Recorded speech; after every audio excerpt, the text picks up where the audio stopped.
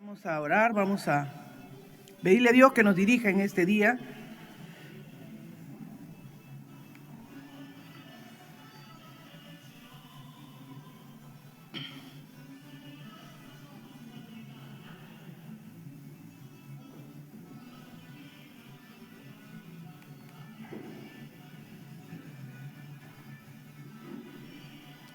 Padre, te damos gracias en esta mañana por tu inmenso amor, por tu misericordia, por tu fidelidad para nuestra vida.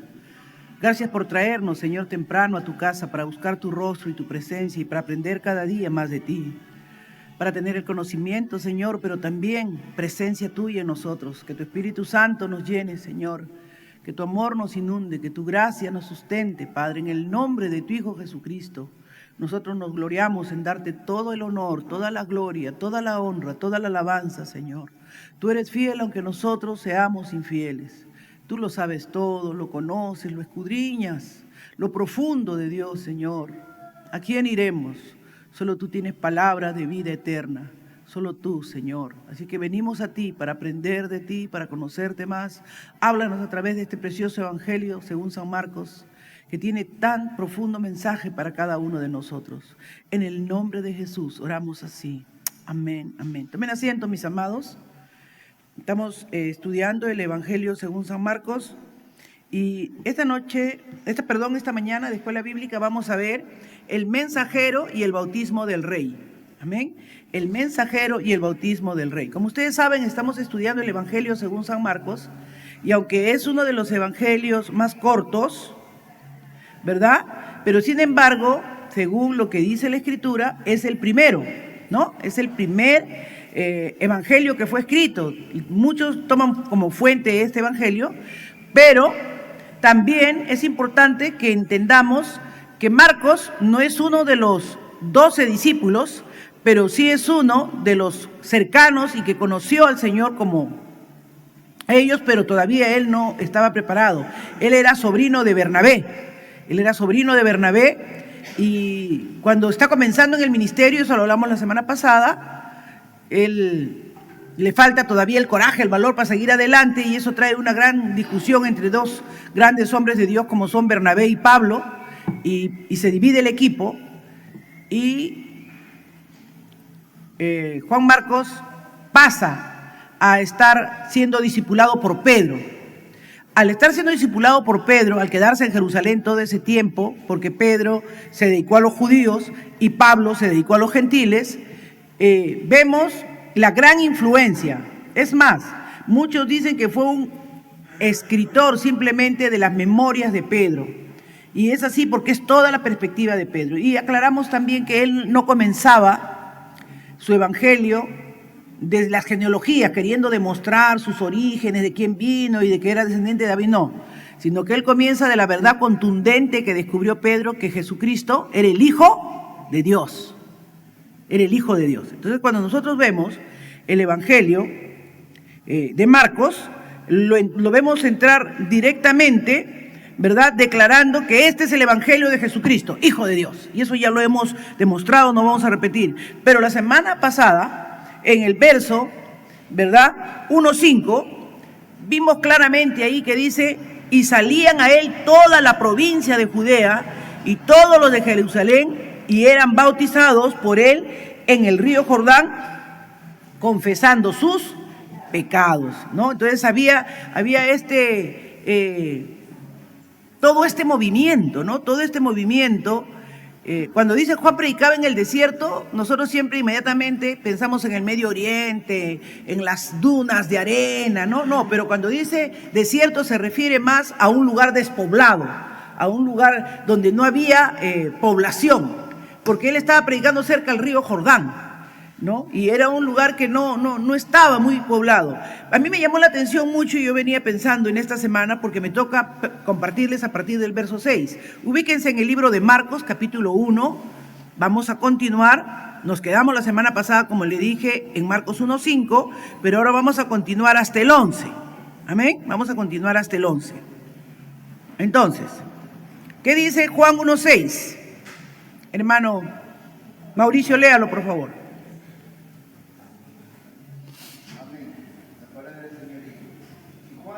estaba vestido de pelo de camello y tenía un cinto de cuero alrededor de sus lomos. Comía langostas y miel silvestre.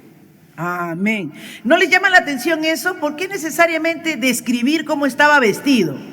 ¿Por qué? ¿Para que pensáramos que era un salvaje? ¿Qué? ¿Por qué se presenta de esta manera en este escenario? Nosotros ahora, cuando queremos hacer un espectáculo, llamar la atención, hay muchas formas, ¿no? de hacer anuncios, de hacer propaganda, de captar la atención de las personas. Pero Juan también quería captar la atención del pueblo de Israel, que casi por 400 años no había tenido profeta. Y quería hacerles ver que él no era solo un sacerdote, porque recuerden que él es hijo de Zacarías, ¿no es cierto? Que él fue anunciado de que él sería uno que precedería al Mesías. ¿Y por qué no estaba celebrando el sacerdocio como su padre? ¿Por qué estaba en el desierto y vestido de una manera tan extravagante? Porque él quería hacerles recordar al pueblo, ¿verdad?, lo que había sido dicho por Malaquías y por el profeta Isaías. Pero ¿cómo podía captar su atención para decirles lo que había dicho Malaquías e Isaías? A ver, ¿qué había dicho Malaquías y qué había dicho Isaías? ¿Quiénes recuerdan? A ver, Christopher, léeme Malaquías 3:1. Y vamos a ver ahora,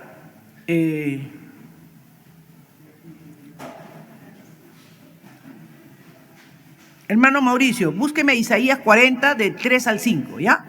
Para que recuerden, porque yo estoy citando a Malaquías, a Isaías, y de repente ustedes ni se acuerdan los pasajes. Primeramente, a ver, Christopher, por favor. He aquí, yo envío mi mensajero, el cual preparará el camino delante de mí, y vendrá súbitamente a su templo el Señor a quien vosotros buscáis, y el ángel del pacto, a quien deseáis vosotros. He aquí viene, ha dicho Jehová de los ejércitos. Amén. Entonces, este era un mensajero, alguien que preparaba el camino para alguien que era sumamente importante, alguien que era un rey, pero que el pueblo estaba tan distraído y no lo conocía. Entonces él era alguien, un emisario que iba a preparar el camino. No sé si ustedes recuerdan cuando iba a venir, porque ahora ya casi los presidentes no salen, pero había veces que decían, no, va a venir el presidente, y limpiaban las calles, barrían, sí, en los colegios ponían banderas, a los niños les hacían llevar bandelitos con papelito, ¿para qué? Para que en el camino vayan señalándole al presidente, dándole la bienvenida, ¿no? Nunca venía la basura, pero ahí sí el alcalde mandaba todos los días el basurero para que no haya basura, para que se vea limpio el lugar. Se preparaban porque era una eminencia, alguien importante. Entonces, desde esta perspectiva, para Marcos y para Pedro, que es la mente que está haciendo escribir, era importante que entendamos cuán sucios estaban la vida del pueblo de Israel, cuán torcidos estaban sus caminos, cuán llenos de cosas que habían impedido que el Señor se manifestara. Y ahora venía, y Juan era su mensajero, y se pone a preparar ese camino, a decirle que el problema no era tanto las calles, sino era alguien que él venía a preparar los corazones que se habían desviado del Señor. ¿Qué dice Isaías 40, del 3 al 5, hermano Mauricio? Amén. Vos que clamáis en el desierto, preparad camino a Jehová, enderezad calzada en la soledad de nuestro Dios. Todo valle sea alzado, y bájese todo monte y collado, y los torcidos se enderecen y los ásperos se allanen. Y se manifestará la gloria de Jehová, y toda carne justamente la verá, porque la boca de Jehová ha hablado. Amén. Lo torcido se enderece, ¿no? Lo que estaba mal, lo que estaba conduciéndose por mal, un camino torcido, un camino peligroso, un camino que desviaba, y más bien que hagan una senda derecha, ¿no? Por eso Jesús dijo, yo soy ese camino limpio para llegar a Dios. Yo soy el camino al Padre. Nadie viene a Él si no es por mí. Nadie, ¿no? Y este es el camino. ¿Para qué? Para que venga, ¿qué cosa iba a venir? Tiempos de bendición, tiempos de la visitación del Señor. Y eso es lo que vamos a ver ahora, ¿no? Es importante ahí en Mateo 3:3 también dice, ¿no? Pues este es aquel de quien habló el profeta Isaías. O sea, de ese pasaje que ha leído el hermano Mauricio, ¿no? Él leyó claramente que dice ahí, he aquí yo envío antes de que venga. Y lo mismo dice Malaquías. Entonces, habían pasado 400 años y nadie había venido. Es como nosotros muchas veces, ¿no? Dicen, sí, dicen que el Señor va a venir, y comenzamos a vivir como nos da la gana porque no creemos que Él va a venir, nos comenzamos a dedicar a nuestras cosas, a nuestros asuntos, a nuestra vida personal, a nuestros temas personales, y bueno, sí, siempre dicen que va a venir, pero no viene. Algo así pasaba con el pueblo de Israel. Entonces, ¿cómo llamar a ese pueblo ahora, decirle, ahora sí viene? ¿Qué hace? ¿Qué hace para llamar la atención? Se va al río Jordán, donde él vivía, y lo primero que les va a hacer recordar y hacer traer memoria es a uno de los grandes profetas que tuvo el pueblo de Israel, que se acuerdan cuando se iban detrás de Baal, se levantó el profeta Elías. ¿Y qué hizo Elías? Agarró y le dijo, bueno, su corazón claudica en dos pensamientos. Si Jehová es Dios, adórenlo a él. Y si Baal es Dios, adoren a Baal. El que sea Dios que responda con fuego. ¿Y cómo se vestía Elías? Ahí está el secreto. Miren, cuando Elías se va, porque dicen que no vio muerte, sino que fue traspasado, ¿dónde se fue? Yo lo pude descubrir en esta mañana y lo anoté en mis notas. Déjenme mirar un ratito mis notas para que ustedes también tomen nota. Segunda de Reyes, capítulo 2, verso 6.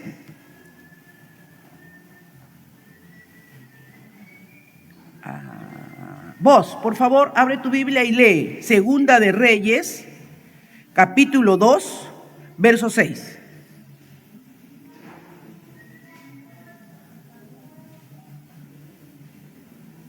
Y si no lo puedes ver en pantalla también, lo está proyectando en pantalla también.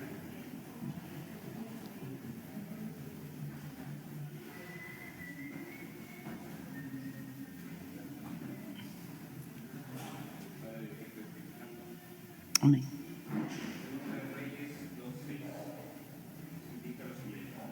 Y Elías le dijo, te ruego que te quedes aquí, porque Jehová me ha enviado al Jordán. Y él le dijo, vive Jehová y vive tu alma, que no te dejaré. Fueron pues ambos. Muy bien. ¿A dónde lo había enviado Dios a Elías antes de partir? Al río Jordán. ¿Dónde estaba predicando Juan el Bautista? En el río Jordán. ¿Cómo estaba vestido Elías en el río Jordán? Noemí, búscame Segunda de Reyes 1:8. Y ellos le respondieron, un varón que tenía vestido de negro y ceñía sus lomos con un cinturón de cuero. Entonces él dijo, es Elías Thisbita. Amén. Entonces era conocido por su vestimenta Elías. Él se vestía con una ropa de piel de camello del desierto que era más sustentado, más fuerte, y cogía un cinturón, se lo ceñía, seguramente pues el camello es un animal grandote, ¿no? Sería como una sábana, un hueco al medio, se lo ponía, y para ceñirlo al cuerpo, un buen cinto y bien amarrado ahí. Y él era una voz que denunciaba y le decía al pueblo lo mal que estaba. ¿Y qué hace Juan el Bautista? En el río Jordán, en el mismo lugar, se viste como Elías, comienza a proclamar, y todos por eso decían, unos dicen que es Elías, que ha vuelto Elías, que ha resucitado. Como Elías fue traspuesto, no vio muerte, entonces la gente comenzó a ir, porque de qué otra manera. A veces nosotros no entendemos, no solo lo leemos, ¿no? Yo le pedí al Señor y le decía, Señor, ¿por qué justamente se vistió así? ¿Por qué porque quiso traer una moda? No, él lo que quería era captar la atención, capturarles, hacerles ver que Dios estaba levantando, que él solo era una voz que les estaba diciendo, enderécense, porque viene el Rey. Viene el del cual yo no soy digno, como él dice, ¿no? Dice acá, y Juan andaba vestido de pieles de camello y con un cinto de cuero alrededor de sus lomos y comía langostas y miel silvestre. Era un hombre austero, era un hombre que no buscaba manjares delicados, sino que consumía lo necesario. Nosotros no crean que eres la langosta esa que se come ahí, la marina esa que es tremenda langosta que cuesta tan caro. No. Eran saltamontes. ¿no? Lo que en México le llaman chapulines. Saben que en México todavía comen los saltamontes, ¿no? Lo que nosotros decimos los saltamontes y los grillitos, son ricos en proteínas. Y allá en México los tuestan, por eso dicen, ¿y ahora quién podrán defendernos? Yo, el chapulín colorado, y no sale con unas antenitas, porque es una langosta. Allá se come por costales. Cuando yo estuve en México, por costales, así como canchita, te venden en una bolsita tostados los chapulines. Y eso son unas langostas que son ricas en proteínas. De eso se alimentaba Juan. Y eso estaba permitido por la palabra, ¿no? Porque muchos pueden decir, uy, este Juan, ¿de dónde sacó esas excentricidades de comer langosta y esas cosas? Pero no, la langosta era algo que estaba permitido. Ahí en Levítico 11:22, Israel, por favor, lee Levítico 11:22.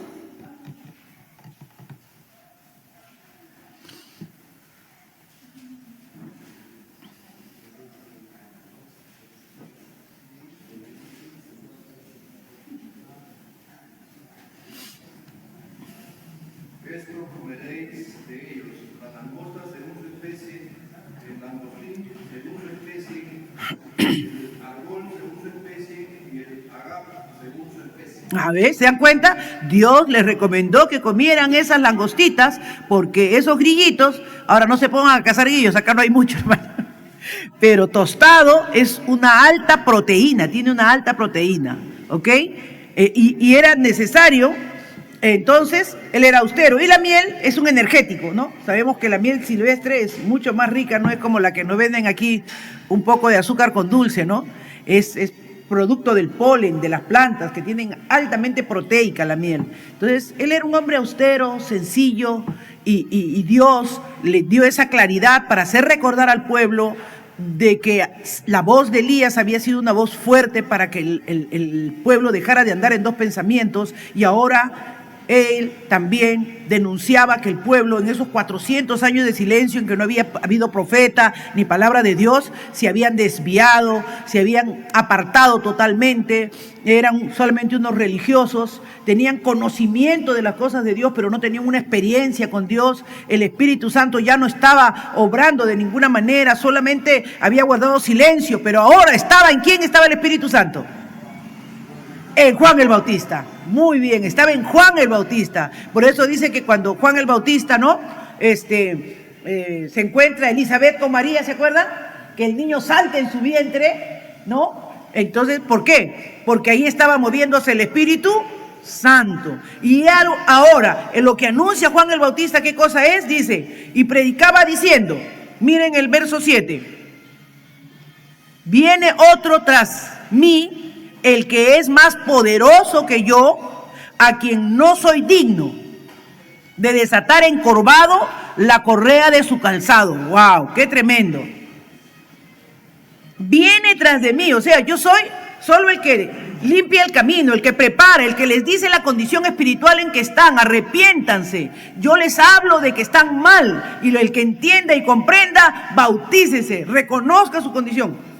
Ojo, a él le decían Juan el Bautista, porque si nosotros recordamos, como le dije, el bautismo no era para los judíos, era para los prosélitos que se convertían, y no los bautizaba alguna persona, sino que ellos mismos entraban y se sumergían y salían como haciendo el simbolismo de que eran una nueva criatura, o sea, se lo autoaplicaban, pero en este caso no.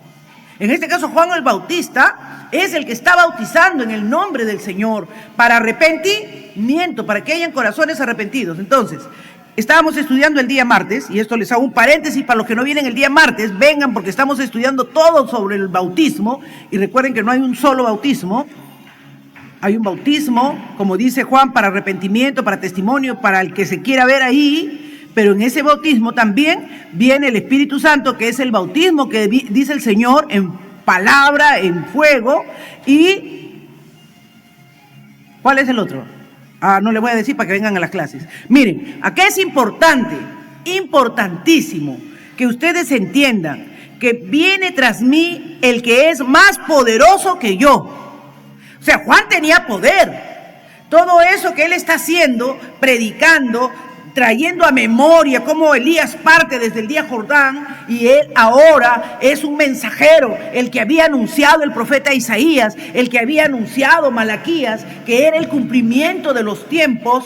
Él era alguien que no estaba ahí por casualidad, él era alguien que había sido profetizado que vendría, pero él no era nadie comparado con el que venía. Qué lindo, ¿no? Qué humildad, porque cuántos de nosotros si a veces, que Dios nos perdone, ¿no?, tenemos una posición o un cargo, siempre estamos, yo soy fulano de tal, ¿no? Él podía decir, yo soy el mensajero que habló Isaías. No, soy una voz. Mire cómo dice, soy una voz. Y yo no soy nadie que tenga la supremacía, ni siquiera para encorvado desatar sus sandalias. Ustedes saben que cuando alguien, yo eso lo aprendí en estos días, cuando tú eras un estudiante de un maestro o de un rabino, tú podías hacer cualquier cosa que te mandara tu maestro, cualquier cosa que te mandara tu maestro. Pero ¿sabes? Lo que no podías hacer era amarrarle los zapatos, porque eso era una condición de extrema humillación para un esclavo. Mire, o sea, podía hacer todo, cargarle la mochila, el bolso, si quería al maestro, pero lo único que no podía hacer era amarrarle el calzado de los pies. Y eso me llamó mucho la atención. ¿Qué condición de humillación, de humildad hay en Juan, que dice, yo ni encorvado le podría amarrar los zapatos al que viene detrás de mí? O sea, para que, tal vez para nosotros no sobredimensiona, pero para los que están en esa cultura y para los que están escuchando lo que Juan dice, él está diciéndoles, el que viene es majestuoso, el que viene supera cualquier cosa que tu mente pueda imaginar. Es más poderoso que yo. Ustedes me ven aquí que yo bautizo y que tengo autoridad y que la gente viene, hacían su cola ahí para bautizarse. Multitudes venían, dice. Pero él dice, el que viene tras de mí, yo no soy digno. Y hermanos, creo que esa debe ser algo que debemos tomar de esto que deja aquí registrado Marcos. Que es solo por la gracia y la misericordia del Señor que nosotros hemos alcanzado la luz del Evangelio.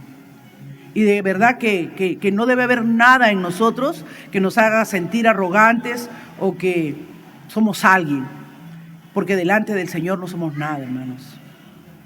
No somos nada. Es en su gracia y en su misericordia que nuestros ojos han sido alumbrados. Y si hoy por hoy tenemos alguna posición, director de misiones, maestro, superintendente de escuela bíblica, presidente de jóvenes, lo que fuéramos que Dios nos ha puesto, es por solo gracia y misericordia del Señor. Amén, hermanos. No hay nada en nosotros que deba traer jactancia o arrogancia o creernos algo. Mucho menos, hermano, en lo secular, ¿no? Si por la gracia y la misericordia de Dios estamos en un trabajo, en una posición, que Dios permite que nos desempeñemos, que actuemos como líderes o como supervisores o como directores o como ejecutivos de la institución, haya siempre en nosotros el sentir que hubo en Cristo Jesús, que no estimó ser igual a Dios como cosa que aferrarse, amén, sino que se despojó a sí mismo, tomando forma de siervo. ¿Qué quiere decir? Que debe haber una actitud siempre de disposición de servir, siempre. Eso es lo que nos muestra aquí Marcos. Y eso es lo que Juan reafirma que Marcos está enseñando. El que conoce a Cristo y el que tiene un encuentro con Cristo, quita toda soberbia, toda altivez de su corazón y reconoce que el único grande que hay es Cristo Jesús. El único grande que hay es el Señor. Y que nosotros, solo por gracia y misericordia, hemos alcanzado la luz que nos alumbra. Hemos alcanzado la luz que nos alumbra. Dice, predicaba diciendo, viene. Él viene y yo no soy digno de desatar encorvado la correa de su calzado. Y el verso 8 dice, yo a la verdad os bautizo con agua, pero Él os bautizará ¿con qué? Él los bautizará con el Espíritu Santo. ¿No les ha pasado, hermano? No creo que solamente a mí, sino a ustedes también, que muchas veces hay mucha gente que puede tener mucho conocimiento de las cosas de Dios. Siempre me impresiona, ¿no? La historia de Juan Wesley, por ejemplo, cuando él en la Universidad de Oxford forma el Club de los Santos, les decían ahí. ¿Por qué? Porque oraban, ayunaban, estudiaban la palabra, ¿no?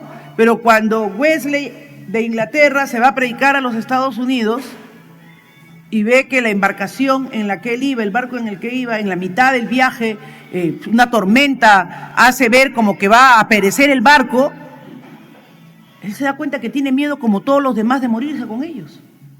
Pero había un grupo que le llamaban los moravos, que estaban orando y que estaban en la parte de los más pobres, de abajo, pero ellos no estaban desesperados. Estaban alabando, adorando, cantando a Dios. Y él dice, ¿qué tienen ellos que no tenga yo? Tal vez en su mente y en su corazón diría, pero yo soy un letrado, yo he hecho teología, he estudiado filosofía en la Universidad de Oxford. He sido alguien disciplinado. El grupo de este grupo de los santos que le decían, ayunaban 2 veces por semana. Temprano, antes de ir a sus clases de la universidad, ya estaban leyendo hasta su Biblia. ¿Qué le faltaba? La presencia poderosa del Espíritu Santo, que tomara el control de ese conocimiento y les revelara, les diera la luz. Y fue interesante porque ayer, no sé por qué, a mí pocas veces me pasa, quise leer la biografía de alguien que fuera significativamente en el mundo creyente, ¿no? Entonces estaba escuchando, porque ahora por YouTube puedes escuchar todas las biografías, de George Wilfrid. Este George Wilfrid era un muchachito pobre, pero que era muy inteligente, y desde chico tenía una capacidad de lenguaje, de oratoria, y antes estudiaba en las universidades oratoria, y él se va a estudiar a la Universidad de Oxford oratoria. ¿Cómo hacían antes para que estudiara alguien siendo pobre, pero teniendo capacidades? Era como la beca, pero la beca no era como la de ahora, que el gobierno o alguien te lo paga, no. Te ibas como un estudiante sirviente. Entonces, ahí habían ricos que ni limpiaban sus botas ni lustraban sus zapatos, y entonces el estudiante sirviente, para tener el privilegio de estudiar ahí, era el que se encargaba de la limpieza de los cuartos, de limpiarles la ropa, de acomodarles las cosas. Y ahí entra George Wycliffe. Pero cuando está desarrollándose ya en su segundo o tercer año, descubre el Club de los Santos, que era de Juan Wesley y su grupo de esos que estudiaban profundamente, ¿no?, las Escrituras. Y se mete a este grupo. Él llega a ser inclusive ministro anglicano, era un orador poderoso. Sin embargo, no tenía mucho impacto, tenía mucha impresión su mensaje, pero no mucho impacto. Y cuando él tiene el testimonio de Wesley y de otros, comienza a desear más y a buscar más. Y él narra, y él es el primero que habla, del bautismo en el Espíritu Santo, de una conversión que no solamente era de conocimiento, sino de experiencia, del poder de Dios. Él era ya ministro anglicano. Ustedes saben o no saben, que la principal iglesia en Gran Bretaña es la iglesia anglicana. Eso es como decir el Papa de Roma.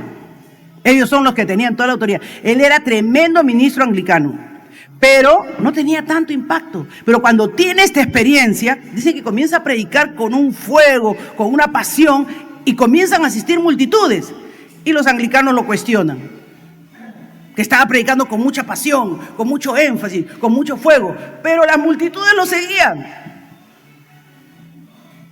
¿Por qué? Porque no solamente es tener el bautismo de la limpieza de pecados o del conocimiento, por el cual yo sé que Dios es esto y así yo me arrepiento.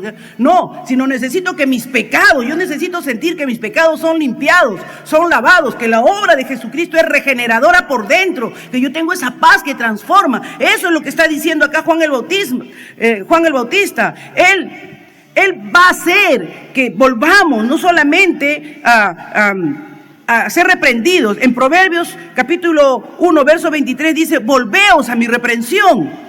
He aquí yo derramaré mi espíritu sobre vosotros y os haré saber mis palabras. O sea, el que nos da ese entendimiento, el que nos hace comprender esa palabra, no somos nosotros mismos, eso es una arrogancia, es el Espíritu Santo. Por eso, si tú sientes que tienes años viniendo a la iglesia, pero que no pasa en tu vida, regresa hoy a tu casa y dile, Señor, si no tengo una experiencia contigo, si tu Espíritu Santo no me hace entender y comprender estas palabras, si no surge ese avivamiento en mi corazón, ¿cómo estoy muerto, Señor? No hay vida en mí. Ahí en el libro de Isaías 32:15 dice, hasta que sobre nosotros sea derramado el Espíritu de lo alto y el desierto se convierte en campo fértil. Hasta que haya ese fruto, dice, por sus frutos los conoceréis, hasta que haya esa realidad y el campo fértil sea estimado por bosque, o sea, hasta que llegue a crecer. ¿Cuántos anhelan eso para su vida? Juan el Bautista decía, yo los bautizo en agua, porque se arrepienten, porque les declaro las palabras, pero Él viene para bautizarlos en el Espíritu Santo. Él los va a bautizar en fuego. Por eso dice, es necesario que yo me vaya. Lo que Jesús hace ahí en su bautismo, y ahora vamos a avanzar en el siguiente verso, amén, que dice claramente, y aconteció, 1:9, en aquellos días que Jesús vino de Nazaret de Galilea y fue bautizado por Juan en el Jordán. Es interesante, ¿no? Que que Marcos escribe de forma bien práctica.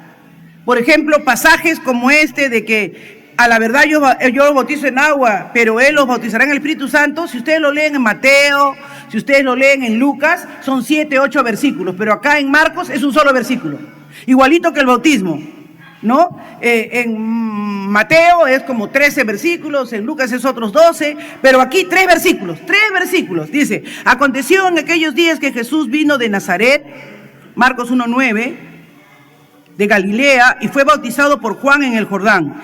Y luego, cuando subía del agua, vio abrirse los cielos y el Espíritu como paloma que descendía sobre él. Y vino una voz de los cielos que decía, tú eres mi Hijo amado, en ti tengo complacencia. Aleluya. Entonces, está hablando estas cosas Juan, está anunciando que viene uno que es más poderoso que él, que puede cambiar su vida, que puede cambiar sus corazones, que no solamente les va a dar conocimiento, sino que los va a transformar desde adentro hacia afuera, les va a dar la fuerza para hacer lo que agrada al Señor. Y se aparece Jesús. Y se aparece Jesús ahí en la fila. Jesús no dijo, yo vengo aquí, el Hijo del Hombre. No, Él se puso a la cola. ¿Quién es el último de la cola? Yo, ya. Se puso ahí a la cola, a esperar su turno, y de pronto Él está bautizando, y el que comienza a entrar es Jesús. Dice, no, ¿qué cosa nos revela un poquito? A ver, vamos a ver un poquito acá, Mateo 3,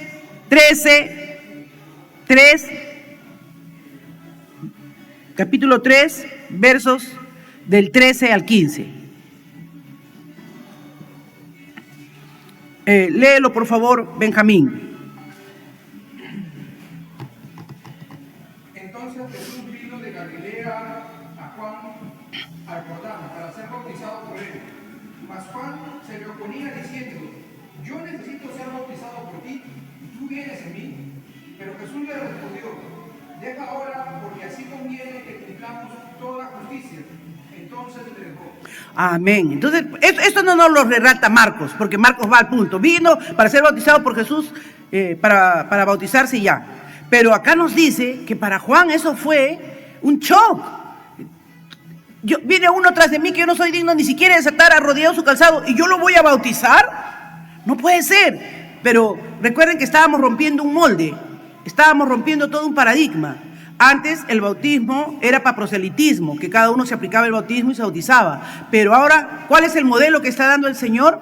Que el que se arrepiente y viene a Él debe hacer público su bautismo. Y no es aplicado por Él, sino uno que en el nombre de Él lo haga. Entonces Juan dice, no, yo necesito ser bautizado por ti, porque yo tengo el conocimiento, yo predico, yo enseño, pero también tenía el Espíritu. Pero necesito más, porque tú puedes bautizar con Espíritu Santo y fuego. Pero vienes a mí. Pero Jesús, ¿qué le respondió? Entonces, primera razón por la que Jesús se bautiza, porque Jesús no era pecador, Él no conoció pecado, Él era el Hijo de Dios, Él se humanizó por causa de nosotros, para hacerse semejante a nosotros, para tomar nuestro lugar en la cruz. Y entonces, ¿por qué se bautiza? Ahí está la respuesta. Conviene que cumplamos toda justicia. Esto está establecido por mi Padre, y todo lo que mi Padre ha dicho que se haga, se debe hacer. Entonces, lo dejó. Amén. Estamos teniendo claro eso. Lo mismo dice Lucas, ¿no? Que bautizaba y Jesús fue bautizado, y lo principal que viene ahí, vamos nuevamente al 1:10, y luego cuando subió del agua, vio abrirse los cielos. O sea, inmersión total, emerge. Y es increíble el testimonio que da el Padre, ya Dios mismo, Padre, Hijo y Espíritu Santo. El Hijo bautizándose, tomando el lugar de los hombres, manifestando simbólicamente lo que ha de ser, y los cielos abiertos. Y el Espíritu Santo en forma de paloma, ¿no? Como paloma, semejanza a. Y, hermanos, cielos abiertos. ¿Sabes tú que acá inicia el ministerio de Cristo Jesús para tener acceso a Dios? ¿Entiendes lo que está diciendo cuando dice cielos abiertos? Desde este momento Jesús está inaugurando su ministerio. Ya pasaba del anonimato, de haber estado anónimo de 1 a 30 años. Solamente tenemos algunos registros cuando fue y estuvo en el templo. De ahí nomás. Pero ahora aparece, se bautiza y va a iniciar su ministerio. Lleno del poder del Espíritu, el Espíritu Santo desciende para ya no irse tampoco, sino para estar primero en Él, y luego Él, cumpliendo su misión, lo dejaría todo. Por eso dijo, conviene que yo me vaya, porque si yo me voy, les enviaré el otro Consolador. Por eso es que nosotros no estamos solos, hermanos. No estamos solos. Es el error que muchas veces pensamos, y que el diablo no permite que nos ilumine la mente, cuando nosotros creemos que es con nuestro esfuerzo que lo vamos a lograr. Tú puedes intentarlo 10 años, 20 años si quieres, que tú lo vas a hacer. No. Separado de mí, nada podéis hacer. El que permanece en mí y yo en él, este lleva mucho fruto. Ahí está. Cielos abiertos. Es cuando nosotros nos bautizamos, hacemos memoria de esta obediencia, y nosotros en obediencia también nos sumergimos en Él.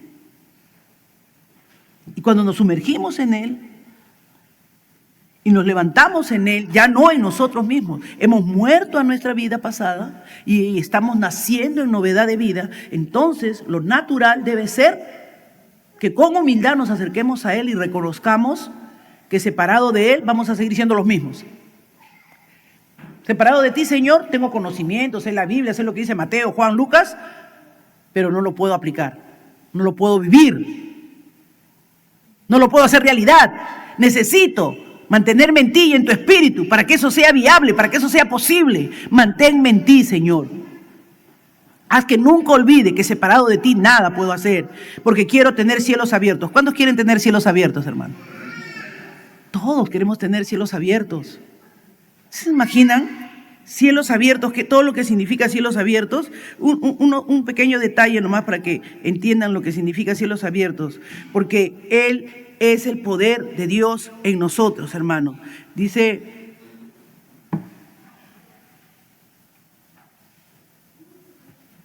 aquí es tremendo porque hay un pasaje que me impresionó mucho.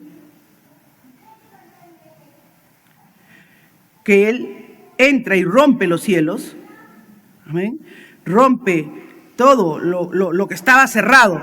Isaías 64:1, a ver, léelo Santiago, por favor. Isaías 64:1.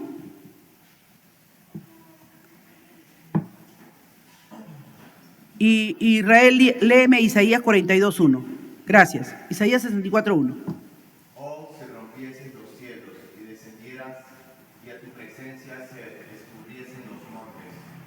Amén. Entonces, eso es lo que pasa.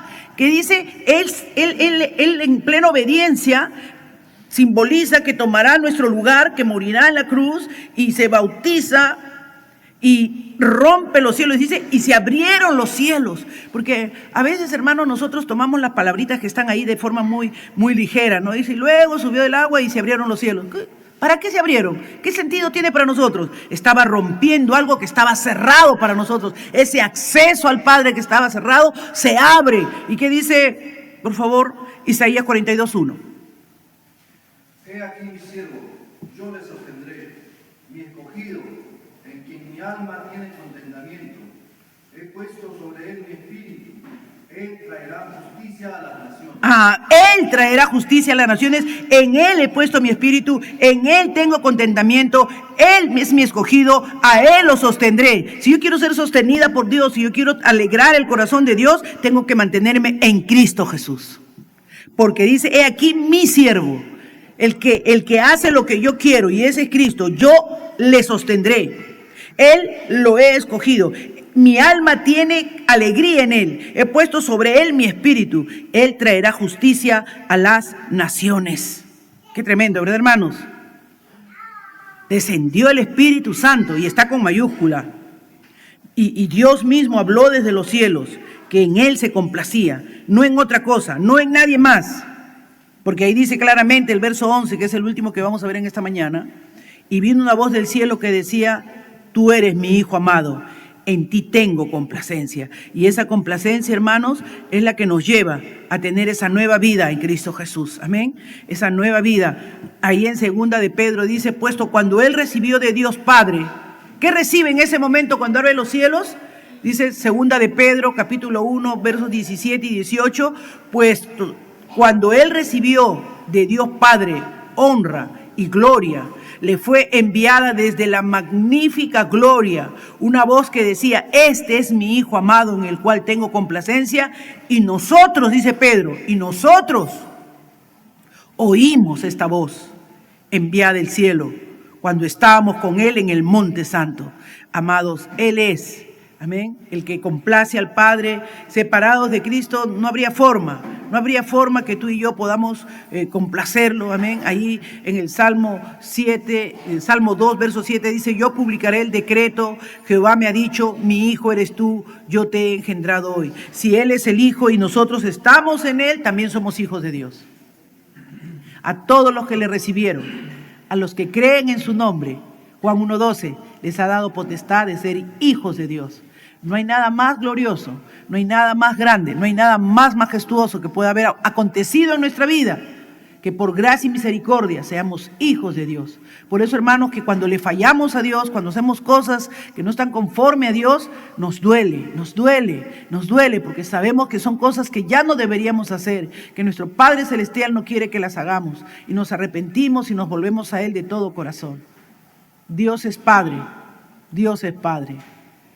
Tenía en mi mente en esta mañana y el día de ayer, cuando pienso en Dios como Padre, que yo muchas veces, como el hijo pródigo, he tenido que venir a Él. Pero ¿saben qué trae alegría a mi corazón? Ver que Él siempre ha estado esperando. Que Él no lo ha sorprendido mi retorno. Que Él siempre nos ha dejado correr a Él. Y Él ha salido al encuentro nuestro. Hermanos, no es suficiente reconocer nuestros pecados. Tienen que ser borrados nuestros pecados y todas nuestras rebeliones. Y el único que lo puede hacer se llama Cristo Jesús. Él vino, Él nos dio ejemplo, suprema obediencia, un amor supremo al Padre. Él no solamente quiere conocimiento, Él quiere poder en nuestra vida para poder vivir lo que Jesús enseñó. Por eso Marcos nos va a enseñar no tanta teoría, no tanto sermón del monte. Marcos nos va a decir, esto hizo Cristo. Él nos habla de lo que Él hizo. Mateo y Lucas nos hablan de lo que Él dijo. Se van a dar cuenta que esos que tienen sus letritas con rojo, que no hay mucho marcado con rojo. Porque acá es más lo que Cristo hizo. Que Dios nos está invitando, hermanos, mientras estudiamos este precioso evangelio, no ser solamente oidores olvidadizos, sino hacedores de la palabra del Señor. Amén. Que nuestra oración y nuestro ruego sea, Señor, no solo con agua, sino con fuego del Espíritu Santo. Padre, yo te doy gracias en esta mañana. Gracias, Señor, por ser una realidad en nuestra vida, por hablarme, Señor, en estos días, por hacerme notar mi propia necesidad, mi propia falta de devoción, tal vez, Señor, y descuido espiritual. Y corro a ti, Señor, como siempre lo hago. Corro a ti, como al hijo pródigo, buscando tu presencia, buscando tu unción, buscando tu fuerza, buscando tu guianza, Señor. Renuévanos, fortalécenos. No queremos ser de los que forman un club santo, Señor, sino queremos ser de los que han sido transformados y avivados por tu palabra y por tu espíritu. No queremos ser vírgenes insensatas, que estamos llenas, Señor, teniendo la lámpara pero sin aceite. Oh Padre, necesitamos combustión en nuestra vida. Necesitamos esa sensatez que solo viene del Espíritu Santo para hacer lo correcto, para vivir de la manera correcta, para actuar de la manera correcta. Que el poder de tu Espíritu Santo se mueva en esta mañana y nos haga reconocer, Señor, que nos falta aceite en nuestras lámparas, que nos falta unción, que nos falta presencia, Señor. Tenemos el conocimiento, pero nos falta morir a nosotros mismos. Y que no solamente sea lo que decimos, sino lo que hacemos, que hable y testifique de que somos hijos de Dios. Gracias, Jesús. Amén.